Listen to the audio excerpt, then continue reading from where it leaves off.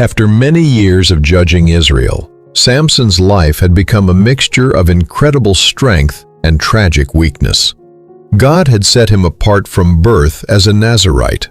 No razor was ever to touch his head, no wine or strong drink was to pass his lips, and he was never to touch anything unclean. As long as he kept this vow, the Spirit of the Lord would come upon him with supernatural power.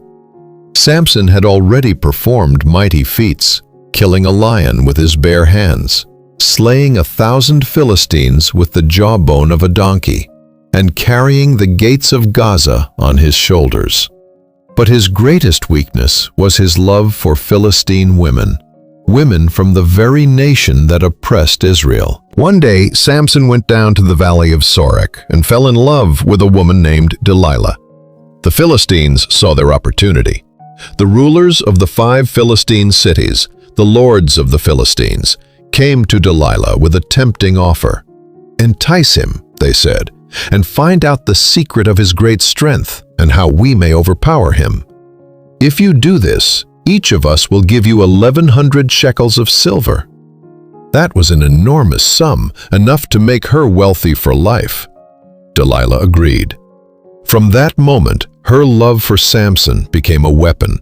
Every day she pressed him with sweet words and persistent questions. "Tell me," she would say softly, "what makes you so strong? How could someone overpower you?" Samson, enjoying her attention, began to play games with her. At first he lied. "If someone tied me with 7 fresh bowstrings that have not been dried," he told her, "then I would become as weak as any other man." Delilah told the Philistine lords, and they brought her the 7 fresh bowstrings. While Samson slept on her lap, she tied him with them. Then she cried out, "Samson, the Philistines are upon you!" He awoke and snapped the bowstrings as easily as a strand of yarn snaps when it touches fire. His strength remained a mystery. Delilah was not discouraged. She pouted and said, "You have mocked me and lied to me. Tell me the truth this time. How can you be tied?" Samson played along again. "If they bind me securely with new ropes that have never been used, I shall become weak and be like any other man." Once more, Delilah bound him with new ropes while he slept. Again she shouted, "Samson, the Philistines are upon you!" He broke the ropes from his arms like thread. Delilah's persistence grew sharper. Night after night she nagged him. "How can you say you love me when you won't trust me with your secret? You have mocked me these 3 times and have not told me the secret of your great strength."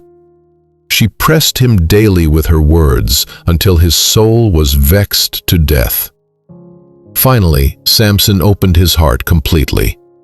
"No razor has ever come upon my head," he confessed, "for I have been a Nazirite to God from my mother's womb. If my head were shaved, my strength would leave me, and I would become weak and be like any other man." Delilah realized he had finally told her the truth. She sent word to the Philistine lords, "Come up once more, for he has told me all his heart." The lords came, bringing the money with them. While Samson slept with his head on Delilah's lap, she called for a man to shave off the 7 locks of his hair. As the razor passed over his head, his strength departed from him. Then she cried out, "Samson, the Philistines are upon you!" He awoke and thought, "I will go out as at other times and shake myself free." But he did not know that the Lord had departed from him. The Philistines seized him, gouged out his eyes, bound him with bronze shackles, and took him down to Gaza. There they put him to work grinding grain in the prison, a humiliating task usually done by slaves or animals. The once mighty judge of Israel had become a blind, broken prisoner. But something began to happen in the darkness of that prison. Samson's hair slowly started to grow back. The final day, the temple of Dagon. Sometime later, the Philistine lords gathered to offer a great sacrifice to their god Dagon. They celebrated, saying, "Our God has delivered Samson our enemy into our hands." When their hearts were merry, they called for Samson to be brought out so they could mock him. They made the blind man stand between the two central pillars that supported the temple. The building was packed. About 3,000 men and women were on the roof watching, while the lords and people filled the main hall below. Samson said to the boy who was leading him by the hand, "Let me feel the pillars that support the temple so that I can lean against them." Then Samson prayed one last time, a prayer very different from his earlier self-centered ones. "O Lord God, remember me, I pray. Strengthen me just this once, O God, that I may take revenge on the Philistines from my two eyes." With all his remaining strength, Samson braced himself against the two middle pillars, one with his right hand and the other with his left. He cried out with a loud voice, "Let me die with the Philistines." He pushed with all his might, and the temple came crashing down. The roof collapsed on the lords and all the people who were in it.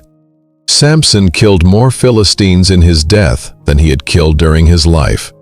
His brothers and all his father's household came down, took his body, and buried him between Zorah and Eshtaol in the tomb of his father Manoah. Thus Samson judged Israel for 20 years. Closing reflection. The story of Samson and Delilah is both a warning and a testimony of God's grace. Samson's strength was never truly in his hair. It was in his relationship with God. When he broke his Nazirite vow and gave in to sinful desire, he lost the source of his power. Yet even in his lowest moment, when he was blind and bound, God answered his final prayer and used him one last time for his glory. This tragic love story reminds us that unchecked lust and compromise with the world can destroy even the strongest among us. But it also shows that God can still accomplish his purposes through flawed people who turn back to him in their final hour. If you trust in God, type "I trust in God."